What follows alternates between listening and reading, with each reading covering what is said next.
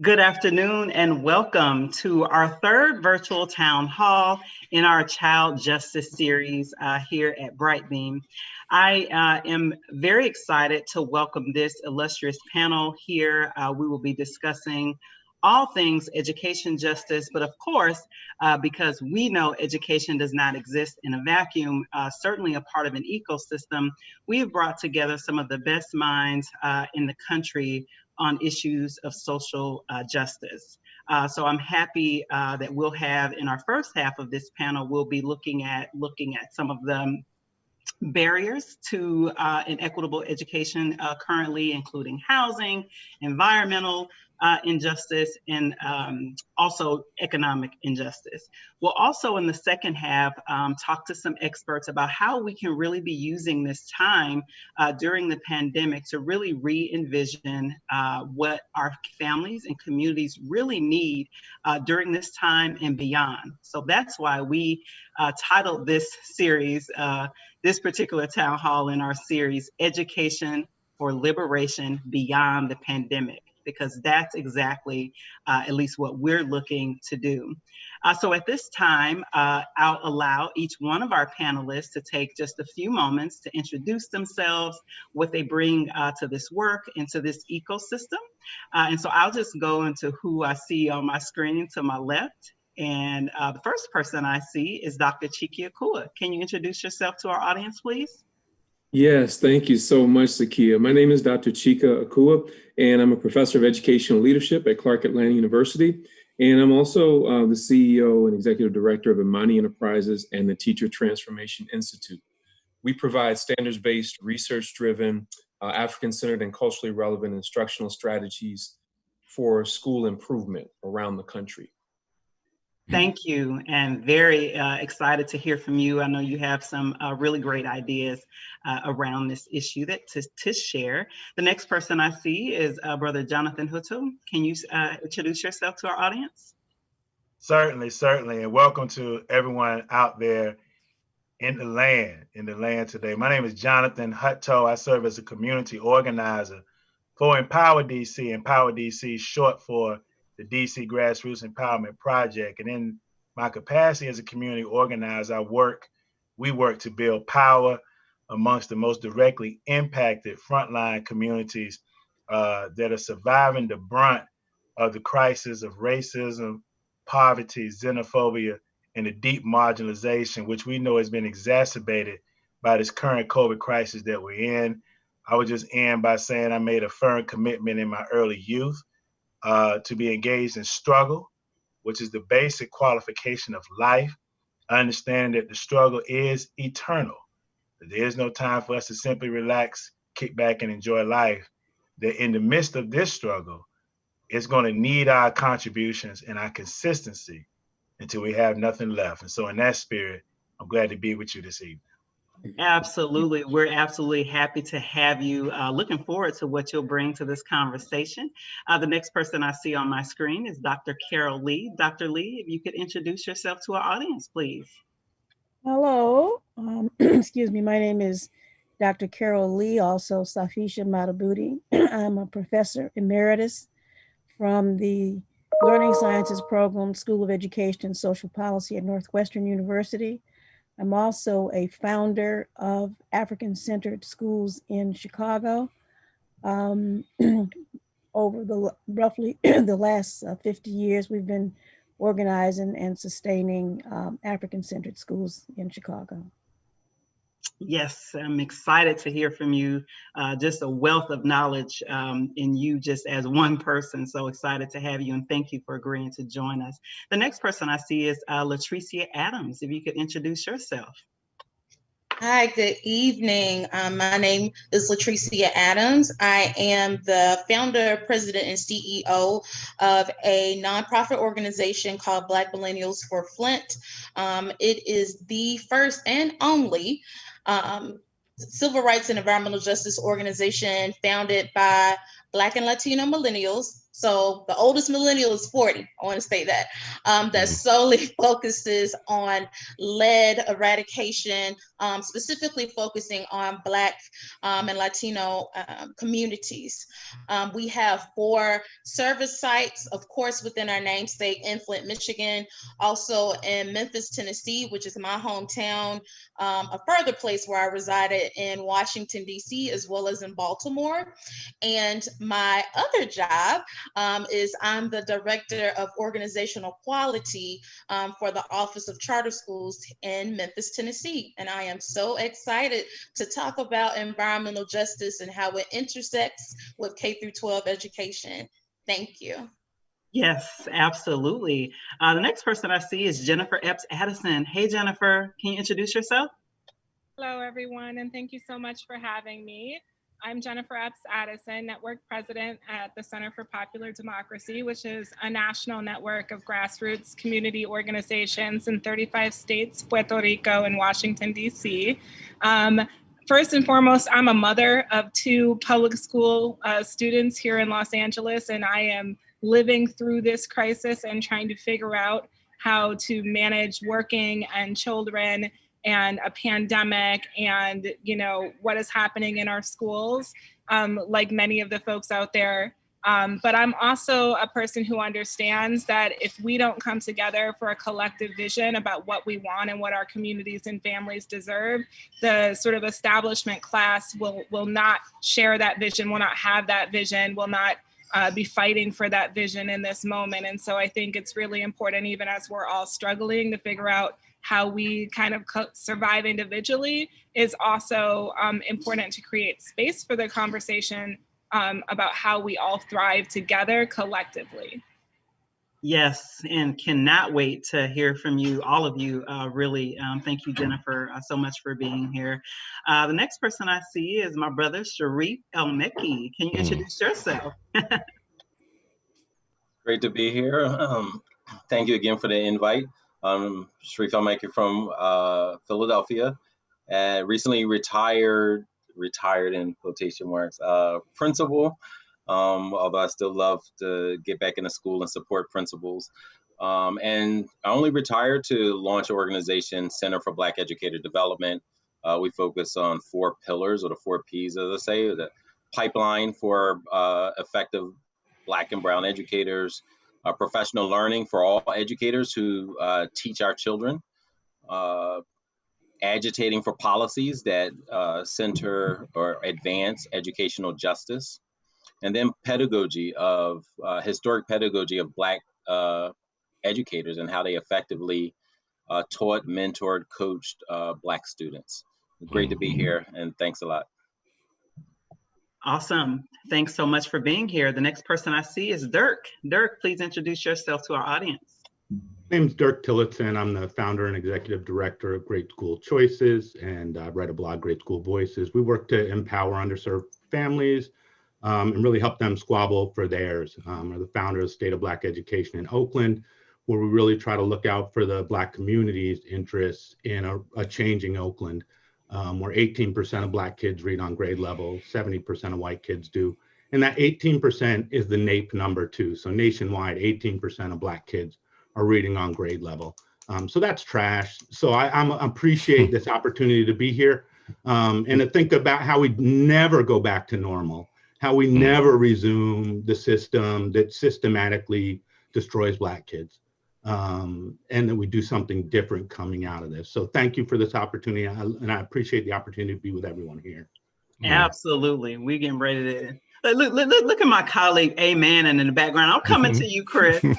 Go on and introduce yourself, since you A-Manning in the background. I'm just loving this group. This is a great group of people, and I'm just happy to be amongst them. Zakiya, you are always doing great work, so I appreciate the invitation and appreciate the work that you're doing, what you're putting together here. I almost fell out my chair when Ms. Adams said that the oldest millennial was 40, though. That made me feel so old. I just about fell out my chair. I was like, is that true? This cannot be true. 40? What?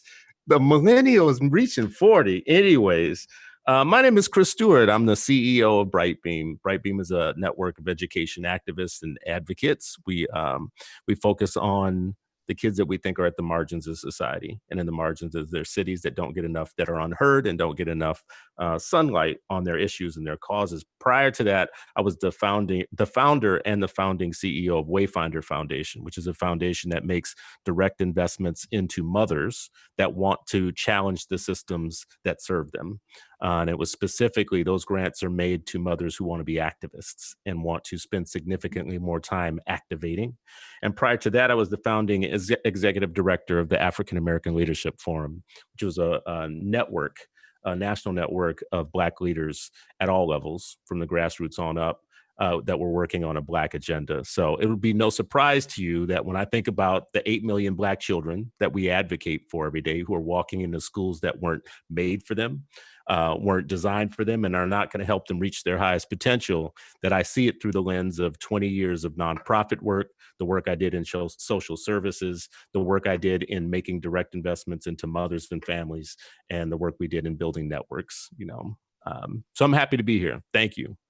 Absolutely. So as you all can see, the audience, this is a power-packed panel. I will introduce myself finally and last. I'm Zakia Sankara Jabbar. I am the National Director of Activism for Brightbeam Network that Chris is the CEO for. I also served as a co-founder of Racial Justice Now, which is an organization I founded in Dayton, Ohio, that organizes Black parents in particular to push back against criminalization of Black children and of parents. Parents are sometimes criminalized for advocating for their children in schools. And I also served for several years as the national field organizer for the Dignity in Schools campaign. So you certainly have a group of people here that we all know what we're talking about. We have particular expertise. And so we're going to hop right in to this conversation. So first up, we're going to have a really intimate conversation with Jennifer, Latricia, and Jonathan. Because to me and for us at Brightbeam, it's really critically important that we center this idea of child justice in a social determinants of health perspective, meaning that certainly education, nothing exists in a silo. It exists as a part of a larger ecosystem. So we know that housing is impacted by that. We know that certainly environment and all the things that are related to that. And then certainly economic justice. I'm also a mom of 2 children and trying to figure out how to educate my son, who is in 8th grade. He's 13. Today is actually the first day of school. It's all virtual only. I live in the DC region here. And my daughter, because school is virtual only, we decided, my husband and I opted to actually do a tutor for her and just homeschool her, just because of how it did not really work out very well for her in the spring, just in terms of virtual and thinking of a 6-year-old sitting in front of a computer that long, trying to learn. So without further ado, I want to bring up my brother Jonathan first, to just talk to us a little bit more in depth about the work that you've been doing, particularly in the DC area, DC region. I believe most of your work exists east of the river, but you can explain that for us. How have you seen parents in communities being impacted with the impending crisis that we have with evictions, prior to that gentrification in DC, right? What are you seeing in the work that you're doing, organizing in Washington, D.C.? Again, thank you for the opportunity, Zakia. In terms of our organizing in Washington, D.C., again, Empower D.C. is an organization where housing, livable, sustainable, real, and when we say real with parentheses around it, real affordable housing, because the formula that the government, the state uses to define what's affordable and what we know is affordable, there's a deep contrast there. Real affordable housing as a human right for all human beings. What we are seeing is a situation, as I stated a little earlier, that has been exacerbated due to the COVID crisis, but was already set in motion before the COVID crisis. It was already set in motion. What do I mean by that? Washington, D.C. is ground zero for the gentry coming in. Ground zero. When we say the gentry, we mean those that the powers that be want to refer to as the talented class. the entrepreneurial class, okay? That class they want to see bring talent and business and entrepreneurship and opportunity, the opportunity class. What we have seen in the past 20 plus years is we have seen the largest exodus of Black indigenous citizens than any other municipality in the United States. We're talking upwards of about 40,000 Black citizens, okay? The irony that now you can have a statue for Marion Barry in front of the DC, the district building, the John Wilson building, which houses city council, honoring a man where almost half of his people have been pushed out of the city. It's a sick, twisted irony. So what we're seeing on the ground is an intensification of the battle for people's lives and the battle for survival. And we know that we are not going to be able to thrive, Zakia, or even begin to strive if our people cannot survive. I'm not going to be much longer, but I say this, we are an advocacy fighting organization. And in this moment, we've had to pivot towards mutual aid. We've had to get down on the ground, making sure that our people can have the supplies and the sustenance they need. In Ivy City, which is a neighborhood right between Mount Oliver Street and New York Avenue in Washington, D.C., as you're heading towards the Parkway, that's a neighborhood that right there in that neighborhood in 1911, that was the first school named for an African-American in Washington, D.C. It was called the Alexander Crummell School, 1911. If you get your Souls of Black Folks by W.E.B. Du Bois, there's a next to last chapter in there named for Alexander Crummell, the Pan-Africanist, Alexander Crummell, the abolitionist. They closed that school in the late 70s. It became a dilapidated eyesore through the decades. The crack cocaine disparity in the 80s. Now we're coming into where we are at the top of this 21st century, and there's a battle between getting green space, basketball courts, a community center for the youth and the seniors. The youth are literally playing in the streets, Zakia, Ivy City. And those forces are Mayor Muriel Bowser, who want to raise up high-density townhomes. Talk about that. That's really important to talk about and explain. You said Muriel Bowser, obviously she's the mayor. We've seen her on CNN town halls. We've seen her kind of portrayed in such a way that, she, is a Black mayor, clearly a Black woman mayor, and that's all the rage right now. But can you really explain what that means for the actual residents and citizens, particularly the working class that you're talking about in DC, and the intersection of the kind of politics that she has and the impact that it has on what we're all talking about here? Washington, I'm gonna be a little historical, but not too deep, because I'm gonna tie this here. It's an awesome question. I mentioned Marion Barry earlier. And that generation, not just Marion as an individual, Marion as an extension of a movement, a civil rights, Black power ethos that was looking to break down doors to get our people in. Our people weren't even in city government before that SNCC generation came in. The John Wilson building named for a SNCC veteran, the Student Nonviolent Coordinating Committee.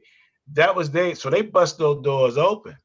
When I was an undergraduate student at Howard University, there was a serious move once Marion came back to office from the federal government to bring austerity on the District of Columbia. And they imposed what was known as a financial control board on the city. Marion wouldn't go deep enough. So what they did was they emasculated Marion, took all the power from the executive office of the mayor and put it under this financial control board. And the CFO at the time was Anthony Williams. I'm going somewhere here. Anthony Williams becomes the mayor in 1998. He begins the austerity. Adrian Fenty comes in after Williams in 2006. He goes deeper, hires a draconian superintendent. Everybody on here knows her name, Michelle Rhee. Michelle Rhee declared war on Black teachers in the unions, firing them teachers on site in the classroom. And sadly, there were collaborators that looked like us engaged in this process. Adrian Fenty, a localized person, local to DC, indigenous. And then Muriel Bowser is trained by Fenty. That's a Fenty trainee, who then goes deeper and continues this process. So when Mayor Bowser endorses Black Lives Matter, for those of us that live in DC, for those of us that know that she would not lift a finger to attempt to save public housing, which actually is the most affordable housing in DC at this hour, who we know is backed heavily by the development class in DC, who we know is putting in policies that's going to continue to push our people out. That's what she's been supporting the entire time. We see it as symbolism meant for a national election. It's not really having any serious impact on the ground. And so lastly, I would say the only way for us to get serious impact is to build organization, to actually build the level of cadre and the level of bodies on the ground with the frontline communities leading us, because we bring technical assistance organizers, them leading us in order to empower people and to fight for our very lives and our very survival. And so lastly, I want to say that what happened in Berry Farm, where we fought, I would encourage the listening audience here, if you haven't seen it already, watch Ken Burns' documentary, East Lake Meadows, on PBS. It was done by his daughter. That right there captures the struggle at this very hour for the desperate, the damned, and the disinherited in this country at this very hour. Huey P. Newton said it best, or he captured it as best I ever heard it. He said the only strength that marginalized people have, and that is the strength of becoming a potentially destructive force if you don't get freedom. In other words, if the politicians are not going to move, the people have to take power themselves. What we do as advocates is try to stand in the gap, really, to sound the horn, to give the final call, if you will, to the powers that be, that something has to be done. And I believe, and I'm going to end with this, I believe George Jackson said it as an extension of Huey even better, page 25, blood in my eye, bottom of the page. He said, before one can even postulate any thoughts of mass transformation in society, all forms of redress has to clearly have broken down in the minds of the people. Any notion in the minds of the people that the old system can work for them has to clearly be shattered. This is a moment we're in right now. This is a moment to see if this government is going to actually stand on the supposed principles, that Declaration of Independence, those words at the feet of the Statue of Liberty. Give me your tithe, your poor, your huddled masses who yearn to breathe free. This is our time to lean in and to find out if it's worth the paper it's written on. Wow, that's a hell of a way to start the virtual town hall. I appreciate it. It's the truth, and it's really raw, right? Because you're seeing what you're seeing in the community in terms of the mutual aid that your organization has had to shift to. That's raw. They having to provide actual necessities to families. And I appreciate the historical context and the connections that you made, because I think that's really important. Oftentimes, I think we neglect to make the connections and to see how things are often very much intertwined. That's actually a really good segue to you, Latricia, and the work that you are doing around environmental justice, because as you mentioned earlier in your introduction, Washington, D.C. is one of the sites, right? And so I'm sure you have seen within D.C. schools, the D.C. Public Charter segment. Just tell us a little bit more about how intricately environmental injustice or environmental racism also impacts what happens in our schools and with our families. Yeah, so I think a really good segue, and I definitely want to start with DC, and then I'll kind of maneuver through some other cities that we work with. So specifically in DC, I want to talk about two aspects of lead exposure. One being in water, and then two being in housing. I'm so excited that the brother mentioned about Berry Farms. So there have been scientists, people who have been working in environmental justice for decades, that have been stating that there were lead paint issues in Berry Farms, right? And it wasn't until about 2018, 2019, as the city began to finally completely transition so that they can prepare to gentrify a historical site in DC, where they started to send out notices to the remaining residents of Berry Farm to tell them there were astronomically high levels of lead that existed in many of the units. So when you think about the decades that this had been an issue, we're talking about multiple intergenerational families that have been impacted by lead exposure. That's one. And then two, what are the reparations for that, right? So we can't even begin to imagine like the impact that has made on so many Black people. So not just children at this point, you know, but adults, their children, so on and so on. So lead paint is definitely an issue in DC. Let's talk about water. So specifically, the work that we focused on the most in DC was around lead and water. So around 2016, DC Public Schools issued notices to children and to parents around there being elevated lead levels in the water in certain schools. But here's the caveat when we talk about a lack of equity and the lack of amplification of Black voices. So actually one of the quote unquote whistleblower schools was actually a school east of the river, MLK in Ward 8. However, there was no action until your majority affluent white Capitol Hill Montessori actually said, oh, there are issues with water, with lead being in our water as well. That's when you started to get DC Council to act. That's when you started to get press and PR around the issue. But why wasn't that same, you know, acknowledgement taken into consideration when we were talking about Black children? We were talking about Black communities. And so what we did was, one, we not only fought for policy, it was way too long that this still was a prevalent issue in DC. This dates back into the 80s, right? Around lead issues with water and just water quality issues in DC, period. So you're talking about exposure two ways. So you're talking about potential exposure in the home with children, and then you're talking about potential exposure at school. Any amount of lead that our children comes into contact with is lethal, no matter if it's 1 part per billion, right? No level of lead is safe, but we know that those thresholds are not even that low. When you break it down and you look at our schools ward by ward, if you look at brown versus white, Black versus white, it's our schools with people who look like the folks on this call that are impacted the most. And so with this particular policy, it actually was passed in 2017. So the work that Black Millennials for Flint did, and it took a long time, getting a policy passed to be young and Black is really difficult. But we got the bill passed. It's called the DC Childhood Lead Amendment Prevention Act of 2017. It is a mouthful. And what is really important about this particular policy is it assigns the roles and accountability for the various intergovernmental agencies.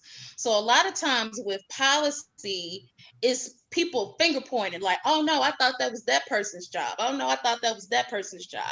This specific policy explicitly states who's responsible for the oversight to ensure that the testing and the replacement of filters are implemented with fidelity. Great. We got that policy passed. But the other part that we're focusing on now is community-based oversight and accountability for the implementation of that policy. So great. A lot of times with your quote unquote progressive elected officials, they do a checklist like, oh, okay, let's pacify the Black folk. We have got this policy passed, but it goes further than that. We need to, one, know, is the policy really working? Is it really working for our people? If it's not, then we need to go back to the drawing board and ask for more or do something different to ensure that our children are being cared for in the way that they should be. So that's the DC landscape. Really quickly, because I don't want to run over time, I want to shift up just a little bit further north to Baltimore. So Baltimore has a major lead paint crisis. And I want to connect it to. We found out about that through the Freddie Gray. Yes, yeah. Yes. So when we think about Freddie Gray, when we think about Korean Gaines, both of these beautiful young this Black king, this Black queen experienced childhood lead poisoning. So it goes back again to this generational cycle of environmental racism, environmental injustice that doesn't just exist within childhood. Every child grows up, right? So it carries with you throughout the remainder of your life. And then with these particular situations with Corinne Gaines and with Freddie Gray, I mean, they were met with a horrible demise, right? So we're talking about lifelong issues with mental health. You know, it's just heartbreaking.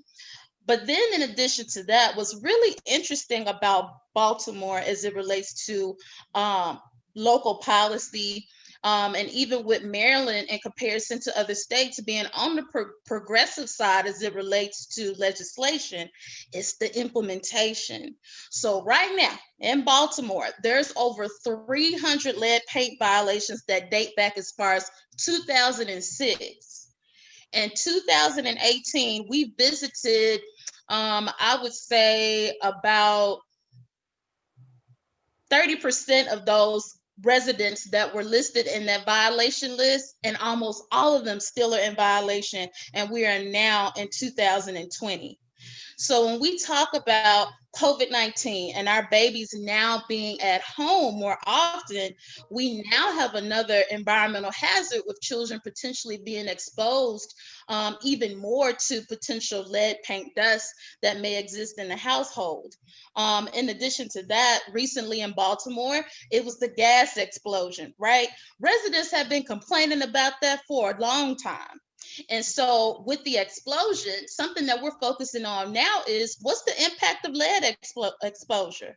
So when we go back and make that correlation back to the list of all of the lead paint violations, we see blatantly some of those same houses on the same block that surrounds the area where the explosion took place, where they're on the lead paint violation list. So you also saw, like in Baltimore news, where they're saying we want community members to come and help to pick up the debris, but you haven't even done an environmental assessment at the site to see what the actual damage was. So yes, it was a gas explosion, but what are you going to do to assess the soil that's nearby? What are you going to do to assess the other neighboring row homes that are located there? So it completely exacerbates the issue that was already prevalent. And then shifting over to Flint, it goes without saying that the Flint water crisis is one of the most violent, disgusting, man-made issues that occurred in U.S. history besides slavery. But the issue is not just a Flint issue. And even in Flint, Michigan, it's not just a water issue. We have to take into consideration that Flint is a vehicle city. So you think about all the heavy metals and residuals that exist within the soil. Where do our children play, right? So there's so many things that intersect with how our children play, where our children learn, and how those environmental toxins actually can prevent them from being successful in their learning experience and just with their development. So I'm gonna stop there. I can go on and on. No, I mean, and so this is the critical information, because oftentimes we don't think about, you know, environmental justice at the intersection of education and how it literally impacts and is certainly a part of the ecosystem. I just want to remind our audience that we are discussing our child justice series here, Education for Liberation Beyond the Pandemic. In this first half, you are hearing from experts in a variety of different fields, talking about, like, what's the problem, right? What are some of the issues and barriers our families are facing?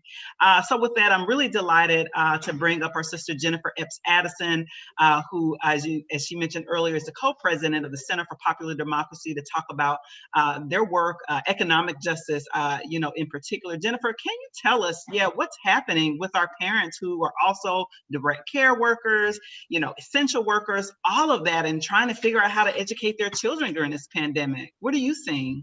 Yeah. I mean, first of all, I feel like I want to bring us back to that original sort of vision in the conversation. You know, our brother said, we're not trying to go back to normal. We're not trying to go back to the way things were. And I think it's an important recognition that as much as we are all struggling right now, the reality is neither this pandemic nor this administration, this president, have broken these systems, right? These systems were operating as intended in many ways, right? They were we have been the victims of exploitation of systems set up to profit, oftentimes off of either our pain, right, and suffering, or off of what should be inalienable rights that we are given as folks who are living within the borders of this country. And so, I think I have been so blessed and so lucky over the last 7 years to really become a student and learn from the movement for Black lives, and this understanding that what we're calling for is not simply to just not be killed by police, right? Or, just not simply to be, sort of on an elevator from our classroom to the jail cell, right? But what we are calling for is a real transformation in society, a real transformation and a transfer of ownership from an ownership of our systems and structures that's maintained for a small elite few who are, using those things to profit off of us, into a collectivism and a collective ownership of these structures where we each have a responsibility to build a system where, all of us are able to thrive. And so I think it becomes more relevant because what I've also understood in the midst of this pandemic is that all of the things that we were demanding when we were told we're too far left or we're too radical, we're Black separatists, right? There's a whole range of language that people use. I think about our Congressman John Lewis's funeral and, the invoking of Stokely Carmichael, right? There all of these things that so disrespectful, by the way. But all of these things that we have been calling for, even in this moment, are even more relevant and even more necessary. And so, in the broad strokes, I first want to say that for us to come through this, our first and number one job is to get ourselves, our children, our families, and our communities, as many people as possible through this pandemic alive. Right, that is where we're at. Right, that is the failing in the systems. Right, the breaking down of the systems. Right, we are in a place where we are literally engaging in harm reduction and protectionism. How do we keep as many people alive as possible while we begin to build the power and break down the structures we need to break down? The other thing that I'm really, learning is there's a question on sort of abolition, and for a lot of people, this term is coming up now, particularly with this movement to defund the police, right? And it's because we're spending trillions upon trillions of dollars criminalizing people, particularly young people and people in school. And, I had sort of been raised with this notion that there's just not enough, right? You can't have you can't have buses, you can't have books, you can't have class sizes that are under 15 students. You can't rearrange the curriculum so it's relevant because that costs a bunch of money and there's no money. Well, what we started to understand through this uprisings is that actually there is an immense amount of money being invested in Black and Brown communities, right? The problem is that the vast amounts of that money are going to criminalizing those communities. And so then when you say, we need more money for our schools, they say, well, we're out of money. It's because they're spending 50% of the city's budget just on policing. That's real. And so this thing about abolition really started to play with my mind, right? Because what does it mean? And what I've come to understand is that abolition is not about absence, right? It's not about something not existing. It's actually about abundance. It's about the idea that we actually get to own these systems. We get to create and use the resources in a way that are healthy for us, in a way that we have self-determination in. And so, for our network, we want to be clear. We believe that every child in this country deserves a public education. And we believe that every community, right, regardless of your zip code, should have ownership in that education, should be able to define that education. And when it comes to thinking about what does liberatory education look like in the, how do we build to getting there? There's a couple of things that we think are really critical. I think the first is ending standardized testing, racist standardized testing. We've had more than 30, when I was in high school, way back in, as I was getting ready to graduate in 1999, we had already had, numerous studies proving standardized testing to be culturally biased and unnecessary and not a good judge of people's success, later in life. So removing standardized testing is a big piece of it. That's especially important in a pandemic. I don't know how my kid is supposed to take a math assessment when he's getting a few hours a week, if that, of actual time with the teacher. Do you have a suggestion of what, like portfolio, like in terms of like replacing how we're measuring growth though for kids, like if they're actually learning? Is would you suggest something like a portfolio, or what other kind of ways do you think we should be assessing whether young people are learning? I think young people have really led the way on this. You know, they like, you know, the way they use social media, the way that they have literally created entire thesis projects on TikTok without being asked by a single teacher, right? And not just on pop culture, but on politics, on health, right? On a whole host of other things. You know, I think the other piece is, right, if education isn't simply a tool of capitalism, which right now, right, one of the big, let's just name it, one of the issues here is education is serving as a tool of capitalism.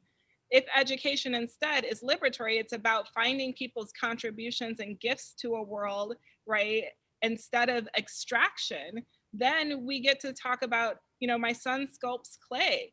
He should get hours a day of being able to work with forms, of learning about engineering and building and designing of things, because he's super interested in that, rather than repetition on, you know, a sheet related to his penmanship, for example.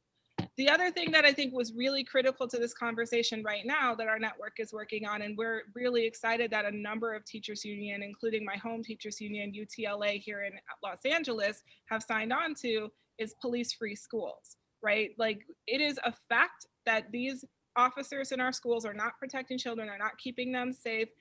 They are literally essentially the informant that helps to, you know, steer a set of about 20 to 30% of our Black and brown youth right directly into the prison system. And so, you know, when you are in a situation when the vast majority of our kids are going to public schools that have no, you know, nurses or guidance counselors, but have more police than either of those two things, I think you can't say the system is broken. It's operating as intended. So we want to remove those police officers from school. And then I think the last just really two big points about this. One is culturally relevant curriculum. And, you know, I'm so grateful to the panelists you're gonna have who have built their own institutions. You know, our theory is this. Our theory is Black people have contributed to the building of this nation, there is not a thing in this nation that exists without the labor and contribution of Black people. We should fully expect and deserve that we get that back in relevant structures that help us lead our lives. And that includes an education system that has public and collective ownership that we control. And that's why the last piece of what we really think sort of beyond the pandemic, before we return to schools, we need to really take stock in is this notion of community schools, right? As schools of the center of a community, which means they are resourced with everything from health services to, you know, helping to make connections to utility services. You know, your landlord is evicting you, what do you do, right? Like food services, you know, places, centers of the community, places that serve dinner, places that people could be getting COVID protection kits, right? Schools becoming the center of our community in the form of community ownership and community schools of public schools. You know, that's our long-term vision. And I think, you know, because of the power right now that our teachers unions are having in negotiating how they're going to come back, part of our conversation with them has to be use that power, not just to determine when you're going to come back in person for classrooms, because that's not just like, that's not doing it for the kids who are stuck at home. Use that power to really bargain for the common good and say, for the kids who are at home, the district will provide some money and resources for you to hire your tutors, right?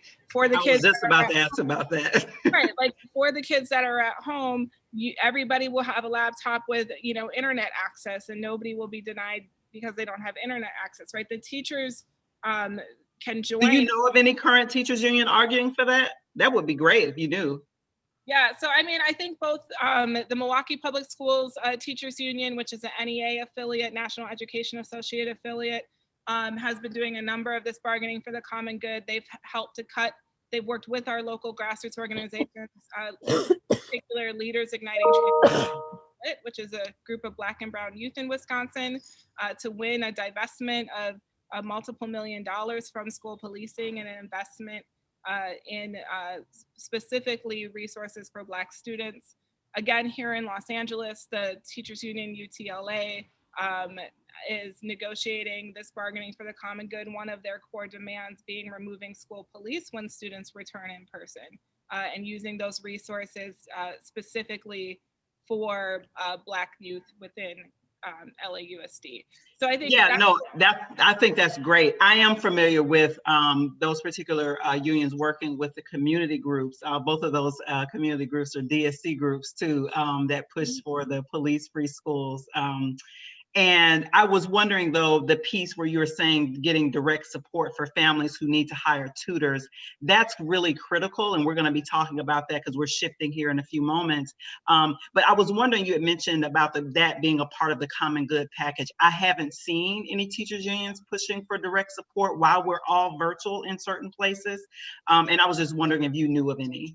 Yeah, I mean, I think one of the things we always try to ask ourselves is we don't want to build up anything that we have to tear down later, right? That's sort of a principle of again, abolition is, you know, you want to build things that either help lead you to the system that you want in the future, but you don't want to build scaffolding that you just have to remove to get to where you want to go, right? And so here's what I want to say to people out there.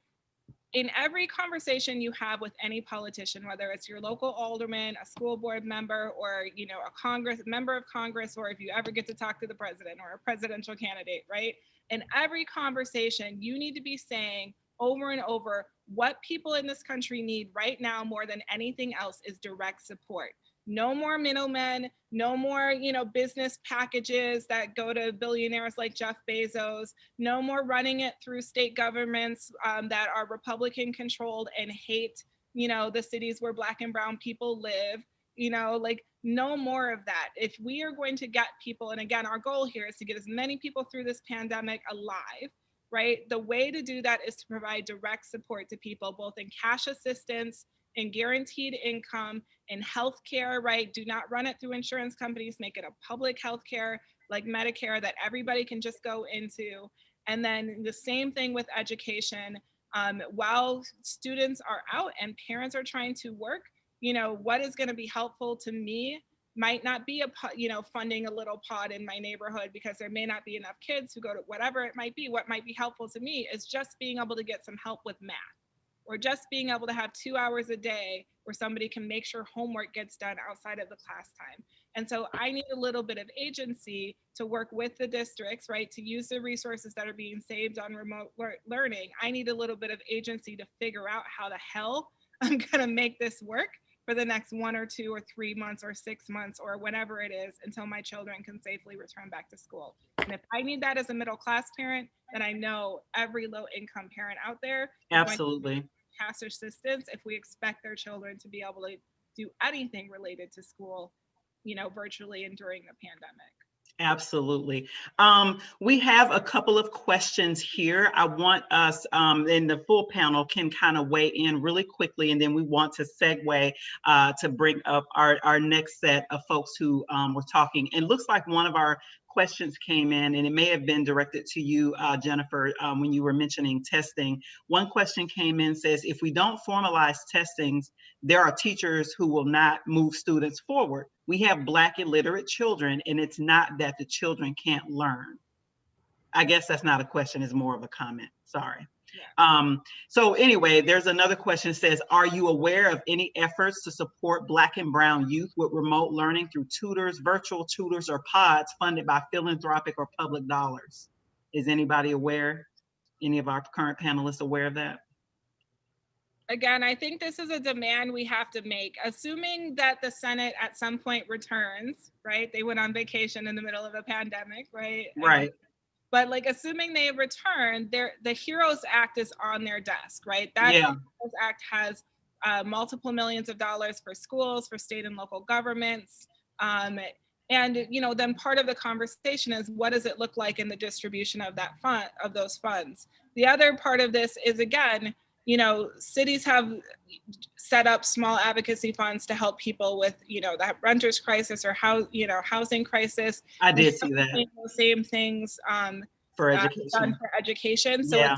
it's, you know, your community groups on the ground can certainly advocate on the local and the state level for that. But the reality is that we need probably somewhere between 500 billion to $700 billion from the federal government to go directly into the hands of people, and in particular of parents and of essential workers, of people who have not been able to pay their rent for the last 4 or 5 months, who the eviction moratoriums are about to end.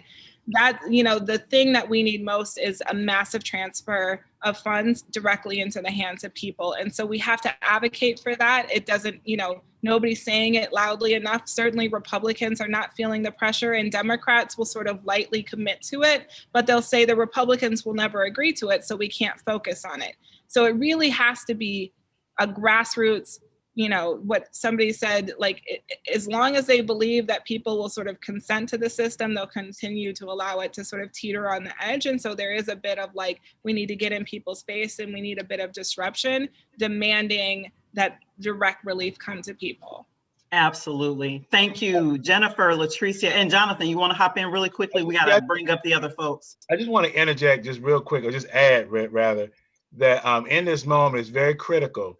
We wasn't able to show a few of the slides earlier, but it's very critical that in this advocacy, we continue to push our advocacy towards not only maintaining, but enhancing the public sphere, and not allowing the politicians and the political structure to push for what we have seen as the eradication, the lessening of the influence of the public sphere. Sister Jennifer spoke earlier about the community control of schools and schools being the hub in communities.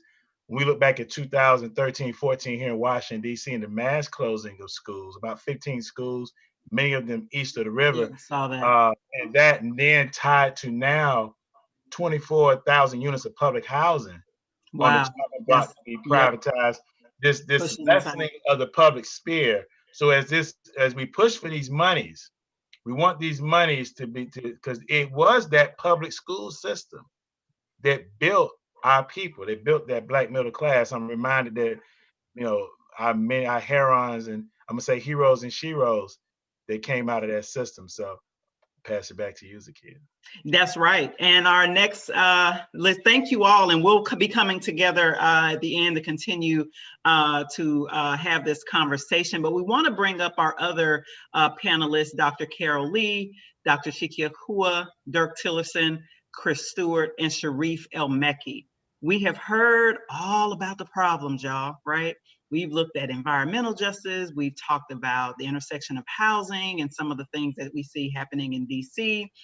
And so now we want to talk about, how is it that we really can envision what we need to do during this pandemic and beyond, right?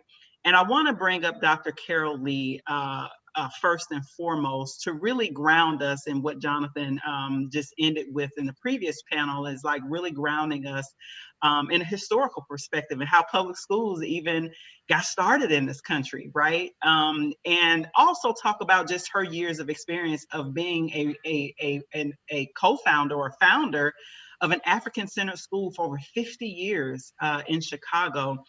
Dr. Lee is an expert in education policy writ large, but certainly an expert when it comes to African-centered education. Dr. Lee, can you just share a little bit more about how the history of education even came to be in the United States, and talk a little bit why it was necessary for you and your family to start a school 50 years ago to educate Black children? Can you hear me?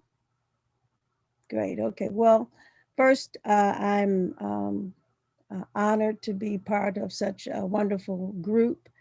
I hear people talking about age, and I'm just turned 75. And so I think I bring maybe a slightly different perspective onto the work that we're talking about. I think, Malcolm has said that history is our best teacher. And I think it's very important for us to understand, in the midst of the struggles that we are engaged in now, that at one level, none of this is deeply new for people, Black people in this country. And that part of what I was thinking about as I was listening to the articulation of these problems is that we have to be prepared to always work simultaneously on at least 2 to 3 levels. First, the work that we do within our families and our immediate social network. Second, in the context of the communities where we live, where we talk about the notion of liberated zones, is that if we say, similar to what they've done in New York with the Harlem Children's Zone as one example, that we're going to identify a 3 or 4 square block radius and say that between the churches and the community organizations and families in these communities, this is going to constitute liberated zones where we're going to find ways to address all of the issues that you all have raised. And at the same time, learn how to organize in our community, which I think starts from the local level, to understand the complexities of political decision-making in this country so that we're actually able to influence the deployment of goods and services and resources in the ways that you have described in the earlier group. I'm going to start briefly with a little history of what we've done in Chicago. My husband, some of you may know, is the writer Hakeem Matabuti, formerly known as Don L. Lee. We started in 1967, founding Third World Press, which is the oldest continuously publishing Black publishing company really in the world, quite frankly. And if you look at the evolution of the civil rights, Black power, Black arts movements coming through, particularly the 1970s and 80s, a good deal of the discussion was really influenced by the books that Third World Press published. Third World Press is still in operation. In 1969, we started the Institute of Positive Education as a community-based organization, again, similar to everything that people have been describing. We've had a number of services that we've provided in the community. The Institute of Positive Education is still operating. We own property on the south side of Chicago. In 1972, we started New Concept School as an independent African-centered school. We, over the years, have been both early childhood and elementary, and New Concept still is operating.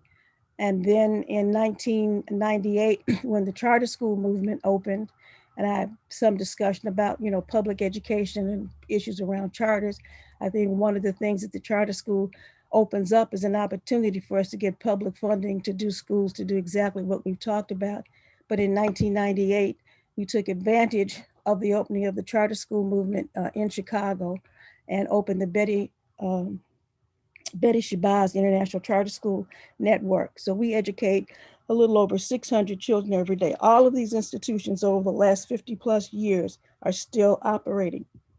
And so the question of, which we can get into later, I won't take much time with it, of understanding what's entailed to really build and sustain institutions in our own communities where we become the source of the services that we're talking about, while simultaneously we are pushing the larger framework of local, state, and federal government. I'd just like to conclude a little bit in terms of history of education and a history of what I think has sustained us as a people in this country. That many people may not know that Wall Street in New York City is an African burial ground. And the Schomburg Center some years ago organized both locally and nationally to get the federal government to recognize this as sacred space. And there's a wonderful monument to the African burial ground in Wall Street in New York. At the same time, they worked with archaeologists from Howard University to dig up remains. They found, as one would expect, that people were in bad health. That was to be expected.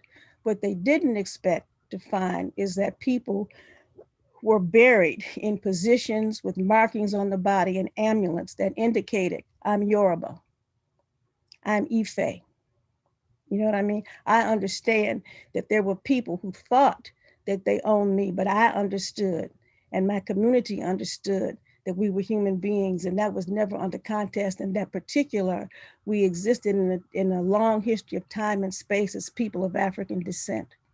And it has been that focus on community agency and understanding ourselves as part of a larger world African diasporic community that has really propelled and sustained our community through slavery, through Jim Crow, through what we're going through right now. And education had been one of the key institutions through which we did this. And so at the end of the Civil War, the first institutions that Black people founded were schools that were totally run by them. The Freedmen's Bureau sent a representative down to try to help the so-called newly freedmen in education, only to be shocked to find out that Black people had already founded their own schools. W.E. Du Bois documents the ways in which in the early years of the Republic here, poor whites in the South did not have access to public education, but it was the fact that Black people were working on two simultaneous routes. One, building and sustaining their own schools, while simultaneously pushing the government to say, you need to fund this. And this is how public education came to evolve in the South. In the 1920s and 30s, the Rosenwald Foundation, the Rockefeller Foundation would go to counties, small southern counties in the South, where Black people funded their own schools, physically built their own schools. You can look at the work of Vanessa Siddle Walker, who talked about community schools. Vanessa Siddle Walker documents in great detail the ways in which Black schools served as resources for community empowerment. And these foundations tried to convince them, if we give you this money to build these schools, will you change your curriculum to prepare your kids to work in subservient roles? And these poor Black people said, no, we will not do that. You had the freedom schools, the civil coming up during the civil rights movement, and this African-centered school movement that we're in, we say is an outgrowth of a very long history in this country.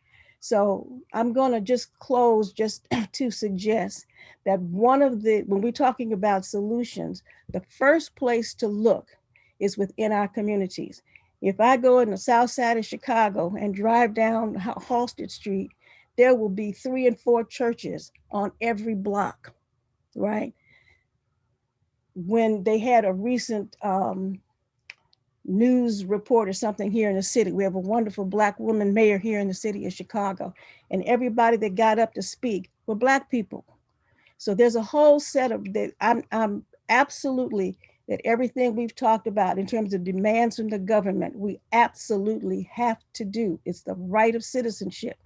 But if we're sitting waiting on how we're going to get them to do that, without simultaneously saving our own children by the work that we do in our families, our social networks, our churches, our community organizations, then we are really giving up a battle that I think is unconscionable not to do. That's right. This is, thank you very much for really starting this second panel of solutions by reminding us certainly that we've been here before, that we've always been ingenuitive, innovative as Black folks in this country, and reminding us of how public education even got started was because of us. I want to continue on this theme and bring up our brother, Dr. Chica Akua. Dr. Akua, some of your recent writings, or some of the things that you and I actually talked about on the broadcast that I had on with you earlier, was this idea of education as reparations, because reparations is in the public lexicon right now a lot, right? People are talking about HR 40, and it's been in the lexicon for about the past year and a half, almost 2 years, but I really hadn't heard anybody put it in the context of education, and K through 12 education is at that. Can you talk a little bit more about what, as a possible solution, education reparations would look like? Sure, and thank you again, Zakia, for having me on. We'll have to talk later. You had me coming after one of our esteemed elders, Dr. Lee. How do I follow that up? Oh my goodness. But it's an honor to be here, and I'd love to talk about reparations in education. Bear in mind, for those that are listening, this is a bit far-reaching, and we're having to deal with things in the current space and then think far ahead and do so simultaneously, as Dr. Lee mentioned. When we talk about reparations, first we have to understand that there are many other groups that have received reparations in America. Japanese Americans have received it for being in internment camps. Native Americans have received it. White former slave owners received reparations for the captive Africans that they lost. So reparations is not something new, but they make it sound like something new when we talk about it, if it's unachievable. I think one of the best places to start with reparations is education, because there's a voluminous amount of research that documents all that was done to suppress our education. And we came through a situation of forced ignorance and information suppression. It's not that they didn't think that we could learn, it's that they knew that we would, because we had some of the greatest educational institutions in the world prior to being held captive. So what does that look like? What does reparations in education look like? Well, first of all, there have to be appropriations. And whenever I say appropriations, I'm talking about money. There have to be appropriations for Black people to build and maintain our own schools. Now, we know that there are people who have been doing that ever since emancipation and even before emancipation. Certainly what Dr. Lee has mentioned is an incredible example of that. There are even more who have attempted to or would like to, but don't have the resources to do so. And so whether these are small community learning groups or those that want to put together an actual physical building, there need to be appropriations for Black people who want to build their own schools and determine their own child's educational destiny, because it's very clear that the public schools have failed. When I say that the public schools have failed, I want to be very clear, as Dr. Lee mentioned, public schooling for all children, particularly in the South, was a Black idea, as Du Bois documented very thoroughly in the book Black Reconstruction. I'd like to go back even further and say that there was free public education for males and females in the Nile Valley of Africa. When we go to West Africa, we see the same thing in the Songhai Empire, free public education for males and females. So it's very natural that when African people here in America got emancipated, what's one of the first things that they build in addition to churches? Public schools, and advocate for free public schools for males and females. So there have to be appropriations for Black people to be able to build their own schools, and for parents who desire to homeschool their children or to send their child to that Black school in their community. Black people should not have to pay that tuition, shouldn't have to pay for anything as it relates to education when education was denied us for centuries. In addition to this, it's not enough for us to have our own schools. We need to train a new generation of Black teachers, counselors, and school leaders. But it's not enough to have a Black teacher, school leader, or counselor. They must be trained in African-centered, culturally relevant, and responsive teaching and leading techniques. This is so key. Otherwise, they simply pass on the same virus of miseducation that others have passed on to us. When we talk about counselors, we need counselors who have been trained in African-centered mental health modalities. What am I saying? I'm saying they can't be just trained in the notions of Carl Jung and Sigmund Freud and other Eurocentric psychologists, right? Prior to COVID-19, we were already dealing with multi-generational, intergenerational, unaddressed trauma. Can you imagine what that will be coming through and out of COVID-19, in addition to the racial uprisings that are going on right now? So we need some serious assistance as it relates to that, where teachers and leaders or counselors are trained in those African-centered mental health modalities. So there must be a new generation trained up. So those are some of the kinds of ideas relative to K through 12 education, in addition to bringing together scholars, practitioners, and community leaders and parents to build and develop curriculum resources.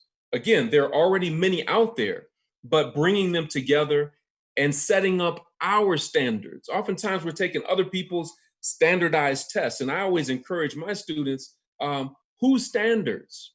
When we say research-based, whose research, right? So we need a cadre of scholars and community members and parents to bring together and to determine what are our standards? What do we want our children to know and learn in the way of skills and knowledge, skills, and dispositions, okay? So these are just a few of the things that need to take place on the K through 12 level. On the higher educational level, Again, no Black person should have to pay for higher education when education was denied us for centuries. And so we need appropriations and should demand for appropriations for HBCUs to retool themselves, to be able to teach the African-centered curriculum modalities that I was just speaking of a moment ago, to hire faculty, to improve their building and grounds and different things of that nature, to receive the revenues that have been denied them over the years. In addition to that, a Black student coming out of high school should be able to go to whatever college or university they want to. But wherever they decide to go, whether it's an HBCU or a PWI, predominantly white institution, their tuition and fees should be taken care of, okay?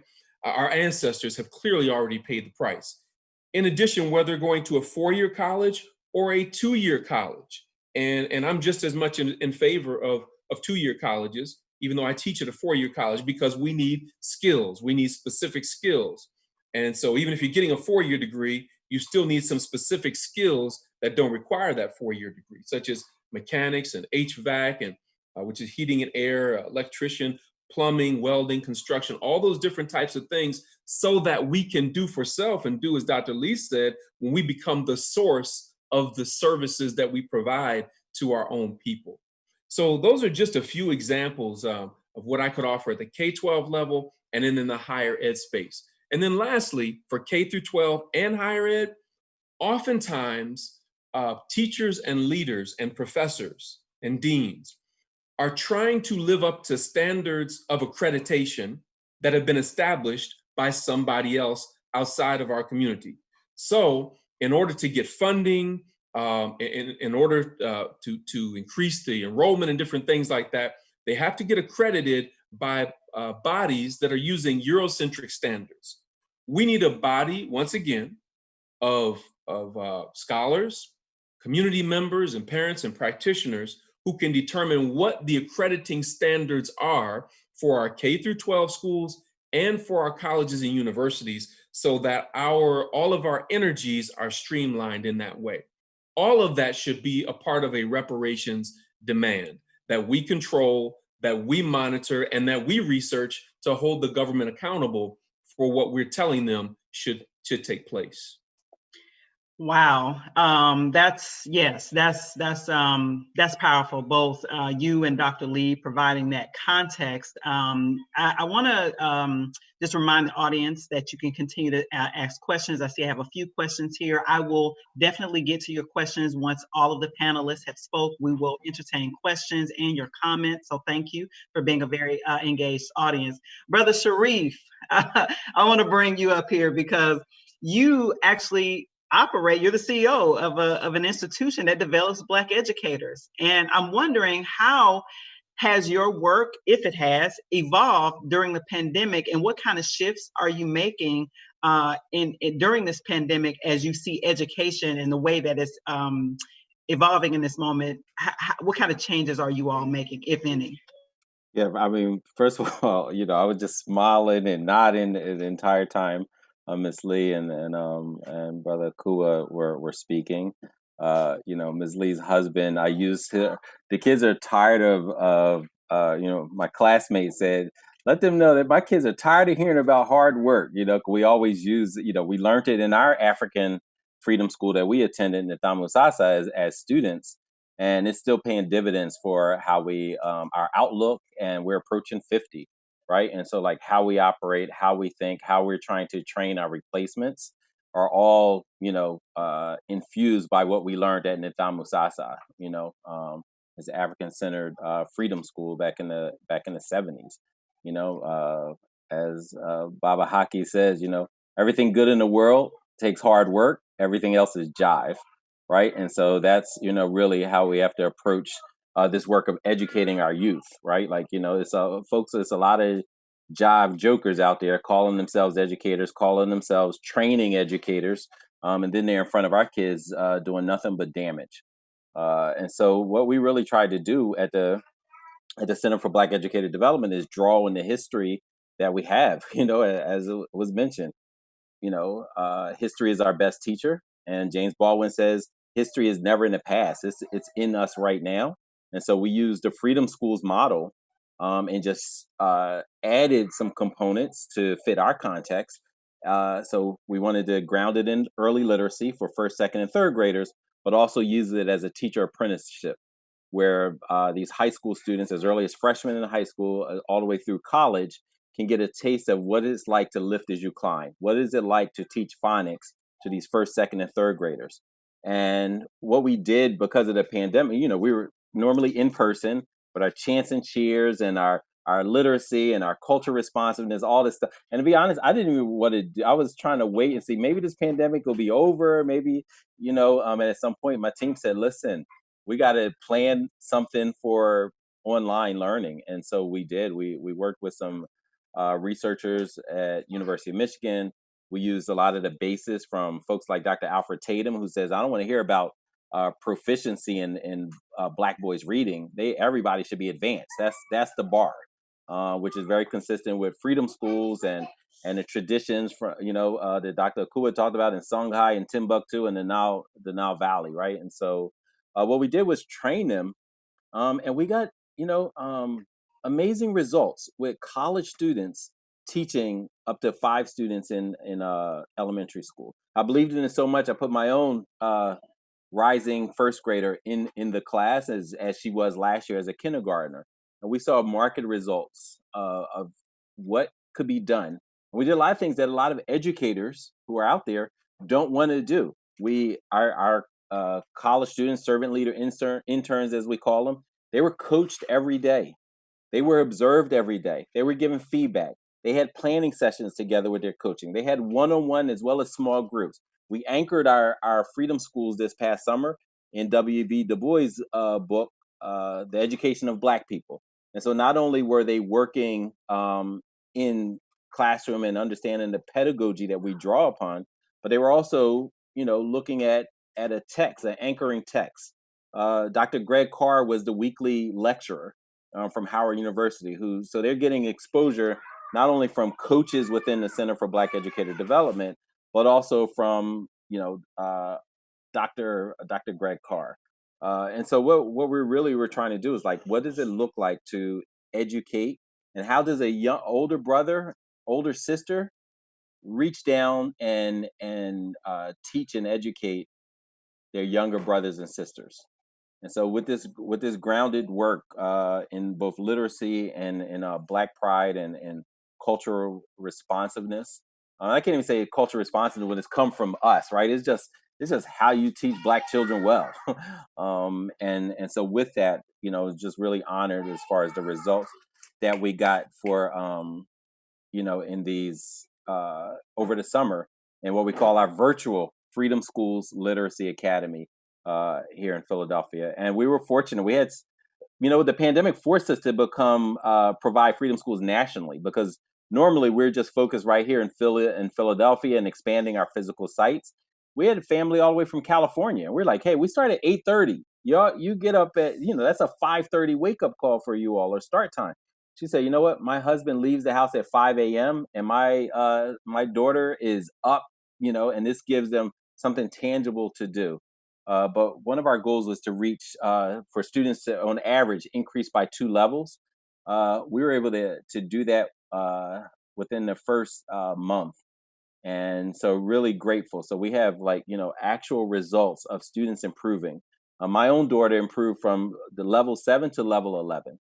Right. And she was not by far the outlier. There were just substantive improvement, but it was done within our village. You know, our coaches were all Black, drawing on their pedagogy and the history of our stalwart educators in our community. So grateful to, you know, just to hear the initial conversation, because it speaks directly to my experience both as a child in a 1st through 6th grade Pan-African school, as well as a educator, but then also this leader where Freedom Schools is a pillar in our program. Thank you, Sharif. That's amazing. Chris, I want to bring you up because I know that you and I and a bunch of other folks on our team are really trying to figure out, you know, during this pandemic, because we're in it right now, parents are forced with a binary. right? Either, in school or virtual only. And it leaves out a huge swath of the families that we care about as an organization.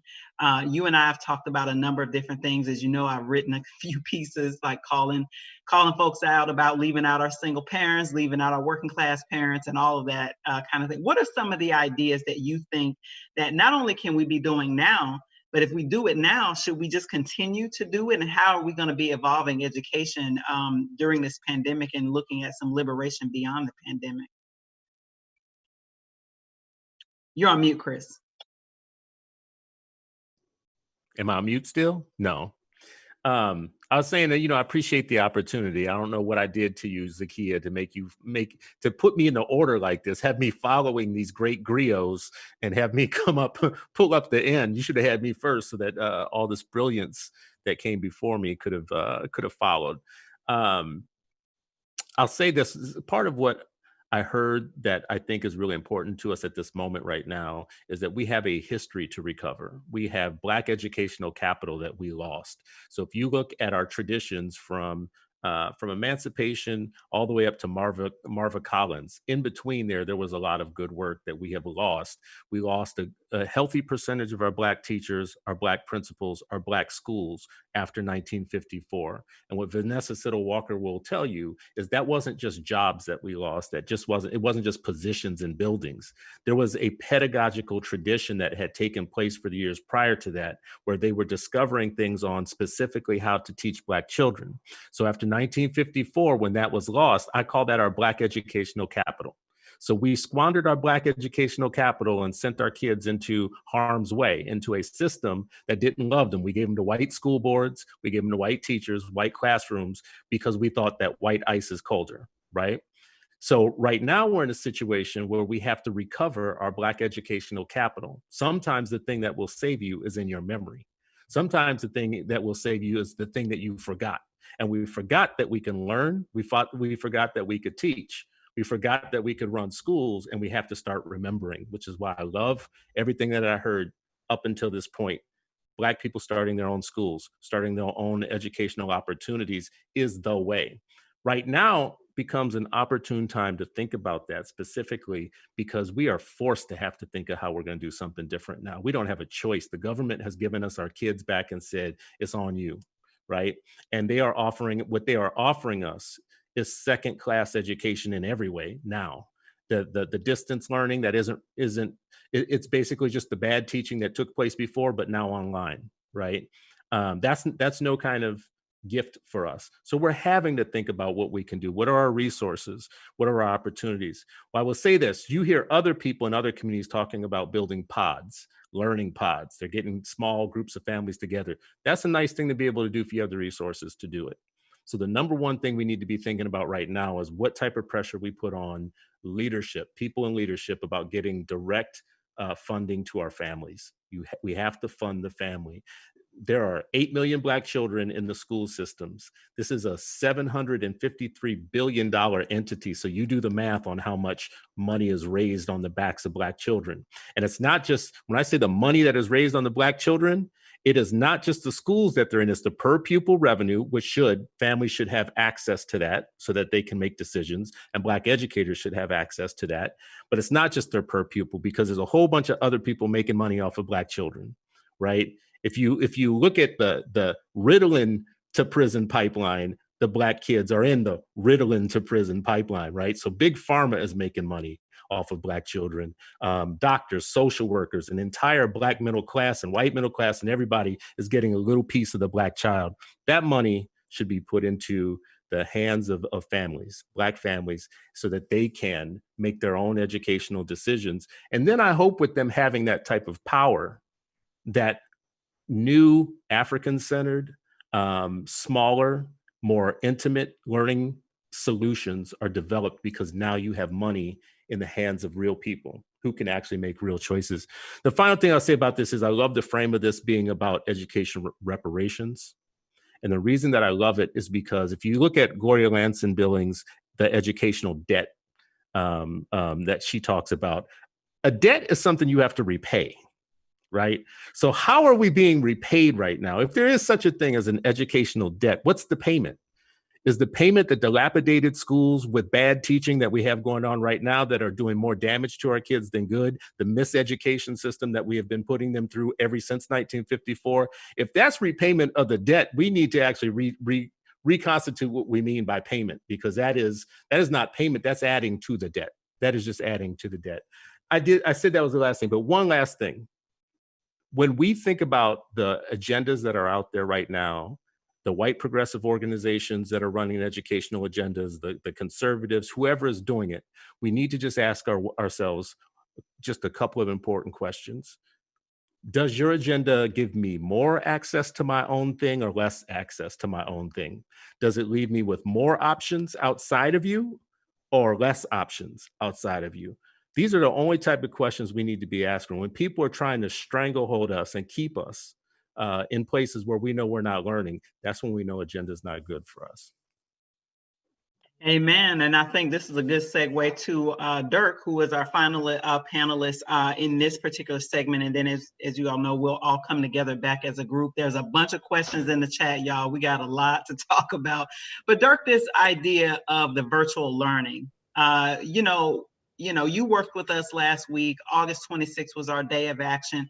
15 million children who currently don't have even access to broadband. And we're talking about learning in a pandemic. Can you talk a little bit more about some of the research that you have done around virtual learning and pushing Comcast, FCC, and all of these folks to just even make sure that kids even have access in the first place? Sure. And April, could you actually bring up the slides? If you could, I did have a couple just that I think give some background around this. Internet, like it was great what Sharif was talking about, the work they're doing. None of that matters if you can't get online in the reality. Internet is an essential right now. It's not a luxury. It's not a nice to have. It should be a right at this point. There was a time when telephones were not across the United States. There was a time when toilets were not across the United States. I think right now, most of us would trade our internet for a toilet. And definitely for a telephone. And that's the reality of the internet. And if you want to go to the doctor and be safe, you want to apply for a job, or you want to go to school, and school's compulsory. A young lady was thrown in detention because she didn't log on. What about the 15 to 16 million kids who can't log on? I mean, 15 million jail cells for the people that have stopped that from happening. And if you look at, can you go to the next slide, please? If you look at really what's going on, all this is historical. The environmental racism we heard about before. We can look at, this is the redlining map. You can look at the redlining map for any city. And if we go to the next slide, it'll look exactly like the internet access map. It'll also look like the asthma map. It'll also look like where the most shootings are. It'll also look like where the most hazmat sites are. It'll also look like the chronic absence map. It'll look like every map of disparities that we know we experience every day. And that's redlining. That was government policy. This was created under the color of law, a system that put us in the neighborhoods where we condensed, we were given less public services, less support, less of everything. And we still have less of everything right now in those neighborhoods. And we're still locked into them by that same system. So everything, the environmental justice stuff, the housing stuff, all that is the same place. It all started with government policy, which, as we say in reparations, you broke it, now you fix it. Like, you did this. This is not something that's a random occurrence that just looks the same across the entire United States in every city. It's something that was designed by the government, and it's working by the government. And those, we got sharecropper education before. We got something just maybe busboy education right now in those zones. So the internet should be treated like a public utility. Everybody, you have to go to school. Everybody should get free internet of a sufficient capacity to let them fully participate in school. They should get a device for free that's appropriate for them. And they should get technical support that's culturally competent so our families can actually use the internet in the same way that other families can and really access that. That should be a right. That should not be something that you have to go begging Comcast for right now, that you do standing for 13 hours on a telephone trying to get your kid hooked up because you owed some old bill. That's something that we should guarantee, and we can. Can we go to the next slide? This is really a matter of will completely. $7 to $11 billion would fix this for every kid in the United States, rural, urban, everywhere in between. We spend $741 billion conservatively on defense every year. 17 billion is going to Boeing in the stimulus package. We seem to not be able to find a couple nickels to rub together for Black kids, and we found 2 trillion in the couch for the first stimulus. We'll find 1 to 3 trillion for the second stimulus. 7 to 11 billion would fix this for every kid. So it is actually just a matter of will, in some sense, of pushing people to do the right thing and spend the money in the right places.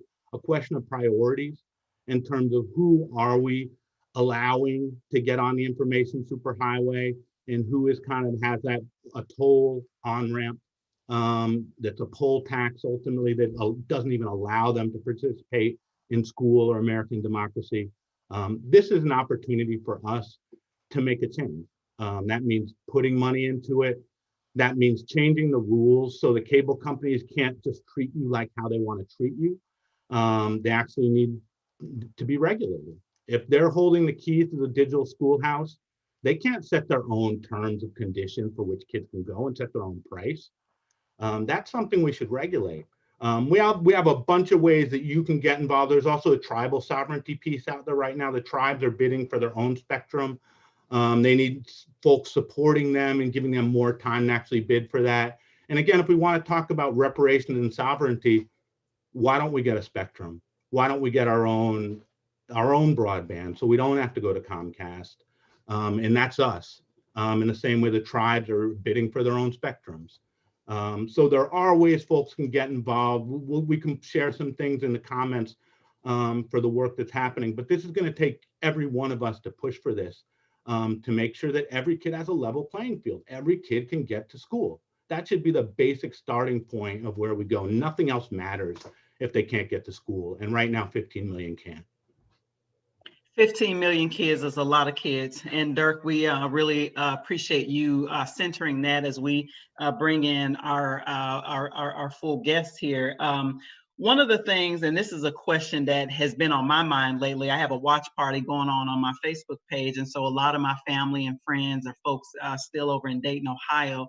And one of the questions that has come up is because this year, just last week, just 2 days ago, the Dayton School Board voted to lay off a vast majority of its staff. I believe all the school bus drivers, teachers, paras, psychologists, basic principals, assistant principals. They went through a big rift. I believe one of the largest in the district's history since the school system has been here. One of the concerns that's coming up from folks is that education is actually going to be fully digitized at some point, because we're living in a technological revolution. And so if we're talking about education for liberation, I believe that we would be remiss not to think about how technology is influencing how education will transform into. You won't need bodies and actual teachers because AI or robots will be teaching kids, right? So one of the concerns is, how will a digitized education system impact the families and communities that we're concerned about? And should we be even pushing more for this idea of a decentralized education? I know that's scary, but that is a question and anybody's welcome to take that question. I know that's a lot. We ain't ready for digitized education, are we? I'll jump in quick. I think it's the opportunities within this. Just like Sharif said, there are different opportunities to connect with kids and families, and there's even deeper connections potentially in some ways when we have teachers that are actually working with the parent, working with their kid around literacy. And you're both looking into each other's homes and kind of feeling each other in a different way. It's like the home visit is taking place every day in the right situations. So there's an opportunity there to have liberation, to be outside of the system. What we do with it is going to be the question. And again, there's a whole bunch of other pieces in there of people where it will not necessarily work unless we take charge of it. But that's my little piece on it. There's an opportunity here. If I can jump in real quick, Zakia, I definitely want to validate that sentiment, not just that sentiment, that statement that there is opportunity.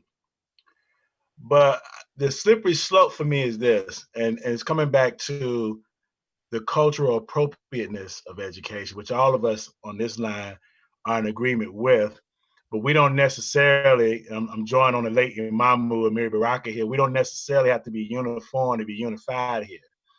What I mean by that is that the slippery slope for me is that in moving in that arena, I do believe that our people, our ethos is a communal ethos. It is a collective ethos. It is an ethos that draws on the spirit of Harambe. Let us all pull together. And in that spirit, what I don't want to see, and I'm not saying I'm right here. Yeah, I saw that fist going. what I don't want to see is us in moving in that realm, then begin to deepen this individualistic, capitalistic ethos of this society, whereas each and every one of our families for ourselves not connected to the human family, to the Black nation in the spirit of nation time. So that's where I am. I appreciate that. You mean in terms of a digitized education specifically and making it, that is very individualistic, where literally kids will just be sitting in front of a device. So and I thought that was a good question, because we just came off of Dirk talking about having access to the internet, which nobody is against. I hope. I'm certainly not. I think everybody should have broadband.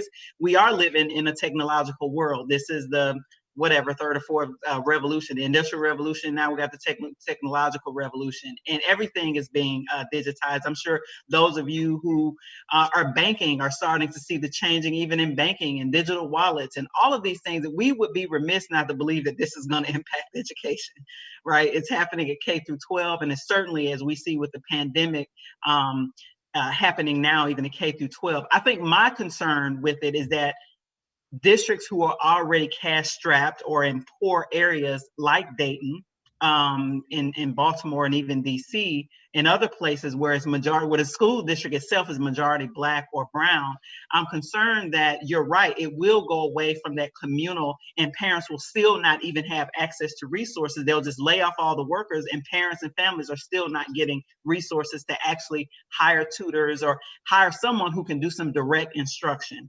I think that's the area where I think that is going to be very problematic for families. But I don't know. I'll open it up if anybody else wants to talk a little bit about that. But we certainly have a bunch of other questions as well. To just add one, I don't think schools will ever become totally digital. I don't think that's going to happen anytime, period, really.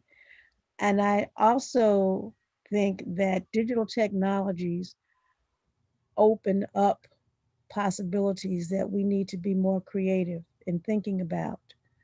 If you think about the role of social media, particularly as used by young people, they're probably doing more to bring people together in communities that they sort of self-define, if you will, that are perhaps even greater than what has been happening in face-to-face. So I think there are tremendous possibilities.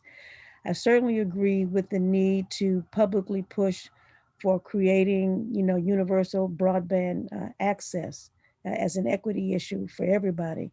That's certainly an important goal to work toward. But I will also say, going back to my original comment, it also opens up, and I think perhaps Brother Sharif's comments about the work they're doing at the Freedom School, Summer School could be one example. I know Chica has also got digital stuff that he's developed in his work and that he uses as resources. There are opportunities for us to develop our own digital resources that do precisely address the same kinds of issues that that you're talking about. And in one sense, the development of those tools is less cost intensive than doing them in other formats. Mm-hmm. That's a good point. I saw you come off, Chica. You wanted to add something? Yeah, I just wanted to say, in addition to what Dr. Lee just mentioned, and kind of responding a little bit to what Brother Jonathan said, yes, we're cooperative, collective as a part of our cultural ethos. That's who we are, communal, cooperative, and collective. But we live in a nation that is hyper individualistic and imposes and injects that into our culture. I think the current situation is going to force us, if we don't have the foresight to do it on our own, to return home. It's going to force us to return to who we are as communal, cooperative, and collective people. The work that you're talking about that needs to be done is being done in some places and spaces. I know you know Baba Wakesa and Mama Afia at Aya Educational Institute, where they have an online school, but they have small learning communities in a number of different cities where the parents get together. They have to determine, okay, who's going to sit with the students during this period of time or on these days to make sure that they're paying attention online, make sure they're getting their work done and different things of that nature. So I think the current circumstances are going to force us to do what we've actually been very intentionally trained not to do, which is to unify, to get to know our neighbors, to find common ground so that we can meet these needs and solve these problems together. And that's the order of the day that I think that we're dealing with. No, that's good. Go ahead, Sharif. Sorry. Yeah, I would just add that some of this is going to, really challenge us, as everyone has mentioned in some way or the other, reaching back, right? So the principle of Sankofa, I think about my younger siblings, they were homeschooled, and I joke about this on our 8 Black Hands podcast all the time. Like, part of my sister's homeschooling was gardening and raising chickens. Like, that was part of her just, she started her own business at 10 years old, where she would go to bazaars and sell things and calculate. So all of that. So I think that entrepreneurial spirit is something that, people have been pushing schools to include, and they've just resisted in an extremely stubborn fashion. This is our opportunity to do that. I would just say be wary of these teaching robots, because look, I can't even get my hands washed in the airport because how the engineers, did this colorism thing in their technology. It's true. Algorithms of oppression. Yeah. So we gotta be careful about, ain't no telling what these jaws might be. These might be like the Terminators of the classroom. Like your role is to destroy the black minds even further. So we just gotta be wary.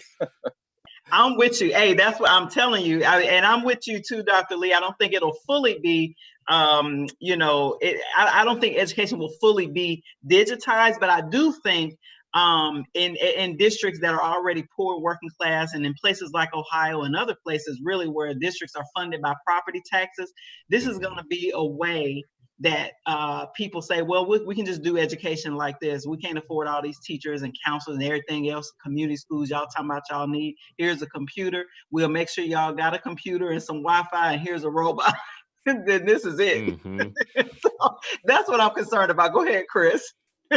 Well, no, I think I agree that we're never going fully digital. Education is always going to be about relationships.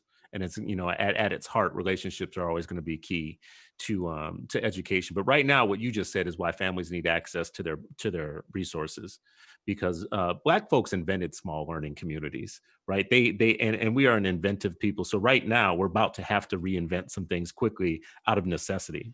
Like we don't have a choice right now. We're gonna have to invent some things. And there are these Black pod schools, starting up. I just saw one today, the Black Girl Magic School, and these are happening in living rooms in different places. But that requires, for educators to do that and to participate, that requires resources, that requires some money. So if school districts are going to say, we're not going to educate you and you have to stay home, or if you come here, it's only going to be half the week and it's going to look like some dystopian type of schooling where everybody's going to have these crazy hats on and stuff like that, and no parent wants that. There's got to be some other kind of way to get resources to people that could do something different for Black folks. If I could just add to around digital resources for learning, the issues around digital learning platforms that I think are being criticized is where the pedagogy behind the technology parallels the same kind of, sort of basic kinds of instruction that happens even in face-to-face. But I work in a field called the learning sciences. There's a tremendous amount of work in terms of developing digital tools that enhance great creativity, which can be actually used both in schools and can actually take place in homes as well. There's a colleague of mine when I was there, Dr. Nicole Pinkert at Northwestern University, who's done a tremendous amount of work and developed, and my son, Keely Lee, actually works in that same area, the Digital Youth Network in Chicago. And they've actually done work nationally. So one of the issues I think that may be, again, part of the parallel work that we do is helping our communities and professional communities to really understand what are some of the really new, interesting possibilities of digital technologies for learning. And the fact that, Sharif, what you talked about in your homeschooling, kids can go to a bad school and on Saturdays, their church can organize helping them raise chickens and plant gardens and learn how to engage in active work. I keep repeating, everything that I'm hearing right now is about, let's organize these people to do this stuff for us. Absolutely, yes. You think this is going to happen between now and next year when hopefully they've got a vaccine and a pandemic? No, it's not. But that doesn't mean at the same time, everything that we've talked about in terms of goods and services, these 50 million Black churches in the Black community can't be involved in the tremendous work around, community organizations, pushing at local institutions. Some of these things we may not get nationally, but we can organize them locally. In Chicago, there's a whole movement of removing. In fact, the Board of Education is many of the high schools have voted to remove police from their schooling, and the budget for the police in Chicago public schools has been tremendously cut. That has happened on a local level through local school councils as a site for parents to actively have a say in what's going to happen in their school. So I just don't want us to lose in this discussion what of the power of what we can do in communities right now while we try to get them to give us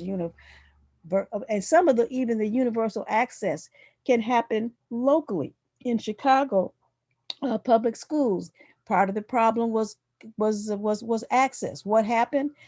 Communities, organizations pushed with the mayor to get Comcast and others to create hot spots. It didn't come from getting Mitch McConnell to agree to get something going in the Senate. That's right. Latricia, you wanted to jump in about young people having a voice. I think that's critical. Can you share more about what your thinking is on that? Yeah, so I think what is completely absent from conversations, especially as it relates to technology, is to engage young people.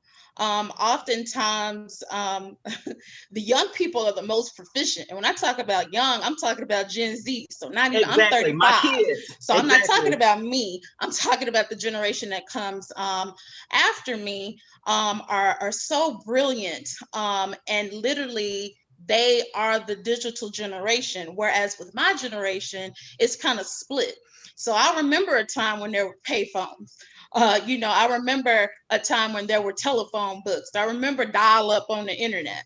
But we now are talking about young people who can literally analyze the issues that more than anybody else, right? So when we talk about young people, it's important to incorporate and establish platforms where they can actually exist within an intergenerational space. I think that's also one of the things that is absent from an organizing perspective, as well as activism and advocacy perspectives, is that it's not intergenerational. I think that everyone has so much to gain and learn from each other. I think that if we were more intentional, especially from an educational perspective, to have young people in spaces where they can learn about the foundations that have been set, but then also take that into consideration with moving forward into the future. So when we talk about technology, it's important for young people to know what worked, right? And then what can we do to revolutionize that space where it can work even better, I think is a huge opportunity for growth. And really quickly, I want to give an example. I forgot who said it earlier, but talked about using technology to solve problems. So specifically with Black Millennials for Flint, we felt like when people try to make reports about lead issues, whether it be in their homes, at school, people get the runaround, right? So we actually work with a young engineer in his 20s who literally built the app so that people can do easy reporting for lead, right? And so it took like canvassing to another level.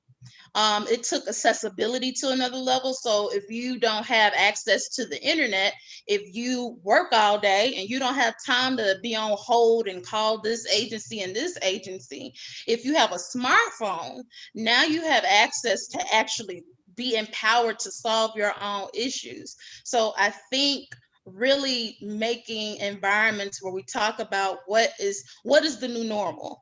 We have to make sure that young people and youth are actually at the core of that conversation. I love that. Absolutely. And Can I yeah, just add one brief yes, comment? So again, I want to keep coming sure. back to the importance of history. So if we think back again to the civil rights movement, it was children who were desegregating schools. It was high school students and young college students who were desegregating public restaurants and the like. So again, our history shows us the power of engaging youth in our collective work for our communities. Absolutely. Absolutely. I completely agree. This has been an amazing panel. The audience, you all have to know, has been so engaged, and I will be remiss not to get to some of their questions. I have to share some of their questions I have here. It looks like there's a couple of questions here, and one of the questions, some people just like they just done with the school system. It says, is it feasible and necessary for Africans in America to move away completely from this miseducation system into our own education system? That's a question. Anybody can take it. Don't be so quiet. Y'all better talk. I'll jump in. The reality of the situation is that all of us, when I say us, I do mean all of us, Africans born in America, African American, wherever you fall in that prism, all of us are not going to be able to lead the public school system. That's just a fact. And it boils down to a question of class. It just does. It boils down to the question of class and to the question of access. If in fact you're able to do that, and some of you would disagree with me, and that's fine. There's a level of access that you have, either materially or in terms of your human connection that you have in that way. All of our people are not connected in that way. I'm a product of public schools, K through 12. And I'm a product of a mom who her fighting advocacy was pushing me through that school, advocating and fighting for me every single step of the way, not as an individual, but with a collective group of parents who, by the time I was in 4th grade, they controlled the school. It can be done, but it takes a certain undying, intensified, consistent advocacy and struggle to do so. I do affirm the ethos and what's been put forth consistently from my dear mother on here, Mabuti, in terms of being two-pronged in that struggle. I don't believe in a singular focus. I don't believe as a people we have to have a singular focus. If we can build independent Black institutions, we should. I put my son through one. It was Nation House in Washington, D.C., Watoto School. So my son got an early foundation there. But I used to struggle with the folks at Watoto around some of these issues. I was one of the parents, I end with this. I was one of the parents who used to ride the bus.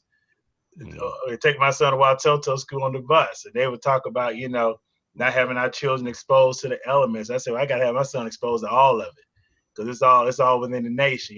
while going to the school and I dashiki on the bus. You know, so I say all that to say that it's two-pronged. I don't believe that we can all abandon it. I believe we have to fight within it, while also at the same time creating space for autonomous, independent Black education. I think we can do both. Chris, you wanted to jump in? Oh, I'm sorry. Go ahead, Jennifer. I mean, I just say, you know, it's like you spend 400 years building a house and then you are like, I'm going to walk away and let someone else live in it, right? Like, we have contributed everything. If there are things about this nation that is great, right? Whether it's our massive infrastructure, our library system, the, you know, interconnectedness of our cities and states together, you know, whatever, entrepreneur. If there are things about this nation that are great, Black people are at the center and foundation of all of them. And, you know, the reason why I find the reparations frame so critical is that there's an understanding of both the need to redress the harm that has been and continues to be committed, but then there's also this other piece about, like, what is transformation, right? We're talking about education for liberation beyond this pandemic. You know, part of that means, like, we get to control the resources and how it's spent. Why is it whenever it's about criminalizing or harming or profiting off of people, there's plenty of money to go around and plenty of money to spread out into our communities. But the second we start asking for things that are actually keep us safe, that actually make us healthy, that actually benefit our communities and our children, right? All of a sudden there's no money. We can't afford that. And so I just want us to really be careful about sort of aligning ourselves with folks who, many of whom created the problems we're seeking to redress, right? This is my issue with the voucher movement. It's my issue with when we get into bed with people like the Waltons or Betsy DeVos, right? Like, we need to be careful about who we align ourselves with, right? With the understanding that none of them have our best interests at heart. And then we need to be really clear about what we're demanding. And we want control, we want resources, we want an equitable distribution, we want a reimagination of what education is for and why it exists. We want to remove the profit motive from things like education and healthcare and even housing, right, and food, right? Like, those things should not be about profit. They should be about making sure our communities are healthy and can thrive. But I just really, you know, I want to challenge us to say we can have ownership over, you know, our institutions and our lives without having isolationism, right? Without, you know, acting as though we're going to create a separate nation state, right? If that's the theory, then we should talk about how you get to the theory. But what I hear people often proposing is, like, we're not creating a nation state. We're going to just create our, you know, we're going to pool our own sort of very limited resources and create our own place where we trust each other. But the problem is that, you know, as Jonathan pointed out, you can't do that for the tens of millions of Black children and then Latino children and poor children, struggling white children out there. We actually have to make the systems work for all of those disenfranchised and marginalized folks. Chris, you were in the get in. Thanks, Jennifer. Yeah, you know, I think it's important to say what Jonathan said, which is we don't all have to do the same thing. Right. There's not one strategy to do anything. So I hate to talk about Black people as a we, like we all have the same partners and partnerships and goals, because we don't. And when it comes to education, I look at the American public education very differently than I just have heard it talked about just now. I look at a system that has residence-based enrollment that is based upon red line district maps that has always ghettoized certain families on purpose. This is a public education system that is designed to be a system of social control from the ruling class and for America that has miseducated our people and put them on tracks even when we fell for the integrationist hoax. Even when we fell for that hoax, it was a trick to kill us mentally. So when I look at the American public education system, I don't think we owe it any loyalty, right? For those of us who want to be loyal to it, I say, have at her. You're my brother, you're my sister, that's yours. You can do that. But for those who aren't going to fall for the integrationist hoax, for those who want to align with the public employees who have never really been our friends, we still, as of today, like, you know, I just heard the thing about the Waltons, we still of today can't get the teachers unions to divest completely out of private prisons and child detention centers. Right? Their pensions are literally invested in Teachers union pensions are literally invested in private prisons and in child detention centers. And they know it, and we have not been able to even get them to divest that. So when we talk about the school to prison pipeline, right, we should just take the two out of it, because some of these are starter prisons. Some of these schools are starter prisons. That's basically what they are. I don't love the nostalgia around these schools, right? So I'm one of the people who's going to just straight up say I didn't have a good experience, right? And I know I'm not alone, right, in the public school system. So I think a lot of it is a hoax. I think it's a $753 billion industry, and they treat Black kids like cotton. Black kids are the new cotton. They want to keep your head count. They want to keep your body in the building without doing anything for your mind, right? So when I look at this question about what we should be doing, I think the people who can be successful in getting on school boards and changing the systems from within, and teachers who can infiltrate and double cross, I think that is beautiful, right? But I think the people who want to develop counter institutions like Stokely Carmichael and others called for years ago, SNCC, Bob Moses, everybody down the line was talking about counter institutions also. I think we have to do more than one thing. That's what Dr. Lee been talking about. Got to do more than one thing at one time. You can't ever put all your eggs in one basket. I look at it as this is not my system. The public employees in it are not my people.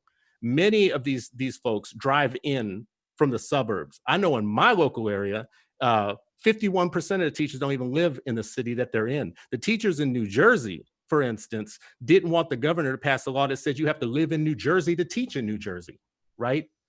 The unions fought the idea that you would have to even have residence in the state in which you teach, right? And them Philly people ain't that happened in Dayton too. That happened in Can't keep falling for it. But an important piece of this is understanding that public education constitutionally in the United States is the purview of states. States and local districts are units that are much more tractable than the federal government. And so the possibilities of what we can do if we are organized and have community venues where we get to vet our differences ourselves and come up with compromise moves that we can put our power behind, understanding that the majority of the districts, urban districts in the city, in the United States, are majority Black and brown students. White students are a minority in the urban districts. Again, understanding the power of what we can do on a local level to influence schools. The shifting, if it takes someplace like Chicago, where everything is messed up, quite frankly. But if you look with the new mayor that we have, who has reconstituted the makeup of the school board, right? And the push to, and the fact that we have local school councils, there are levers of opportunity that we have that we're not going, that while you're trying to do things on a federal level, and I would say even in terms of the unions, Chicago Public Schools, the Union for the Chicago Public Schools is a much more politically active and social justice entity. When I started teaching in Chicago Public Schools in 1966, at that point, Black teachers we didn't even try to get into the racist union that existed. It's a very different organization at this point. The NEA, and you look at the Black leadership in the NEA. So truthfully, for everything that we're talking about, I've said this many times, we need a coalition of organizations and people together to come out with to think about planning for the multi-tiered that's right, battles that we have to fight. It's great to talk all this stuff, but making it happen is completely different. And if you look back, for example, at the desegregation movement, the civil rights movement, there was decades of work in preparation for what led to the Brown decision in '54. And the Brown decision, what they weren't really concerned about desegregation of schools, they were concerned about desegregation of public venues, right, and felt that they had the best legal precedent for doing this in the context of schooling. So I'm just saying the next step of everything that we're talking about is really how do we develop pods, if you will, of organizing? How do we sort of work across community community, to settings? How do we push our own leadership, many of whom are not necessarily, working in our interest?